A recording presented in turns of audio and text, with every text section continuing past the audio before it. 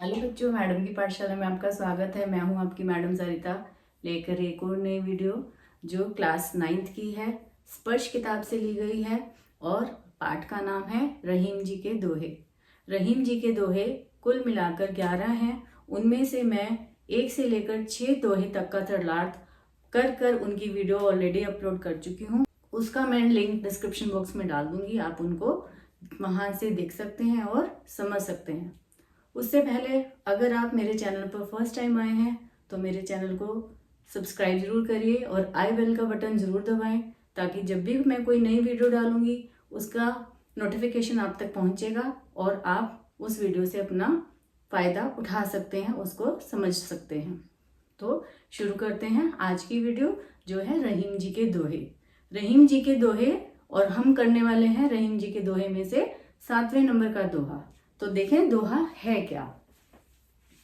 नाद रीज तन देत मृग, नरधन देत समेत, ते रहीम पशु से अधिक, रिझ्यू कछु ना देत। तो ये जो दोहा है, रहीम जी के दोहे, जो 11 दोहे हैं, वो हमारी दैनिक जीवन की किसी ना किसी परिस्थिति से जुड़े हुए हैं और वो हमें कुछ ना कुछ हमारे जीवन का सार समझाने की कोशिश कर रहे हैं। इस दोहे में वो क्या समझाना चाहते हैं उसको देखने से पहले हम क्या करते हैं, जो इस दोहे में डिफिकल्ट वर्ड्स आए हैं उनकी हम मीनिंग्स देख लेते हैं, ताकि हमें इसका सरलार समझना और जल्दी और इजी हो जाएगा। नाद, सबसे पहले है नाद। नाद का अर्थ क्या होता है? संगीत की ध्वनि। उसके बाद है रीझ। रीझ का मतलब है खुश होकर। फिर है मृग। मृग का मतलब क्या होता है? हिरन। और फिर है तन। तन का मतलब क्या होता है? शरीर।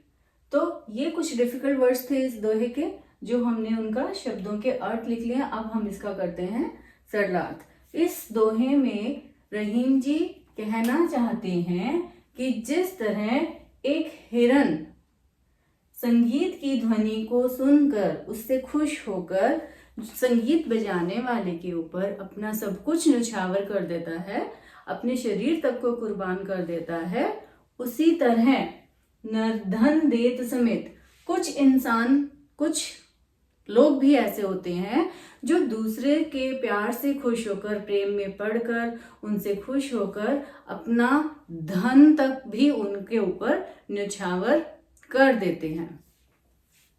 ते रहीम पशु से अधिक, रिझ्यू कछु ना देत।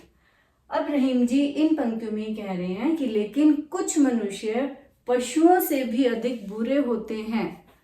क्यों? क्योंकि वो, उनके साथ हम कितना भी अच्छा क्यों ना कर लें, वो हमसे लेना तो जानते हैं लेकिन बदले में वो कुछ नहीं देते। आप खुश होकर उन पे सब कुछ न्यौछावर कर दो, सब कुछ कुर्बान कर दो, लेकिन वो बदले में आपको कुछ नहीं देंगे। तो वो क्या है? पशु से भी अधिक बुरे हैं। तो इस दोहे में रहीम जी क्या कहना चाहते हैं कि अगर हम किसी से खुश होकर, किसी के प्रेम में पड़कर अगर हम उन्हें कुछ देते हैं तो सामने वाले का भी फर्ज ये बनता है कि वो भी हमें वापसी में कुछ ना कुछ देने की कोशिश जरूर करे, ना कि सिर्फ हमारे से फायदा ही उठाए। ठीक है, समझ में आया? नाद रीझि तन देत मृग, नरधन देत समेत, ते रहीम पशु से अधिक, रिझ्यू कछु न देत। आई होप आपको ये दोहा समझ में आ गया होगा। अब देखते हैं 8वां दोहा क्या है। बिगड़ी बात बने नहीं, लाख करो किन कोय, रेमन फाटे दूध को, मथे न माखन होए। इस दोहे का अर्थ जानने से पहले हम इस दोहे में आए डिफिकल्ट वर्ड्स के मीनिंग देख लेते हैं। क्या मतलब है उनका? बिगड़ी। बिगड़ी का मतलब है बिगड़ी। फाटे दूध मीन्स फटा हुआ दूध। मथे मीन्स मथना एंड माखन मीन्स मक्खन। इस दोहे में रहीम जी हमें फिर से हमारी जिंदगी से जुड़े हुए एक बहुत ही अच्छी शिक्षा देने की कोशिश कर रहे हैं कि हमें अपनी जिंदगी में क्या करना चाहिए और क्या नहीं करना चाहिए। उसका एग्जाम्पल उन्होंने बहुत अच्छी तरह से दिया है। दूध का एग्जाम्पल देते हुए हमें अपनी बात समझाने की कोशिश की है। देखें क्या है वो दोहा? बिगड़ी बात बने नहीं लाख करो किन कोय। रहीम जी कहते हैं कि एक बार अगर कोई बात बिगड़ जाए तो लाख कोशिश करने पर भी उसे ठीक नहीं किया जा सकता। उसका एग्जाम्पल कैसे उन्होंने अपनी बात किस तरह से सिद्ध करने की कोशिश की है कि जिस तरह फटे हुए दूध को, जो दूध ऑलरेडी फट चुका है, उस दूध में से हम कितना ही उसको मथ लें, उसको भिगो लें, हम मक्खन नहीं निकाल सकते।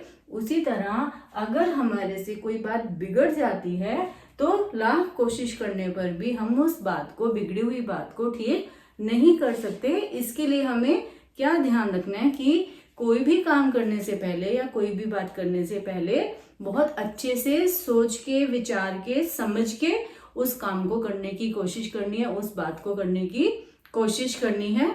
ऐसा ना हो कि एक बार बात बिगड़ जाए तो फिर उसे सुलझाना हमारे लिए मुश्किल हो जाए। उसी किस तरह से, जिस तरह से एक बार जब दूध फट गया, फटे हुए दूध से हम मक्खन नहीं निकाल सकते, उसी तरह हमारी बिगड़ी हुई बात को ठीक करने के लिए हमें पता नहीं कितनी कोशिशें करनी पड़ी और कई बार तो वो बात सुलझती भी नहीं है। तो इसलिए हमें बहुत सोच समझ के अपनी जिंदगी को जीने की कोशिश करनी चाहिए।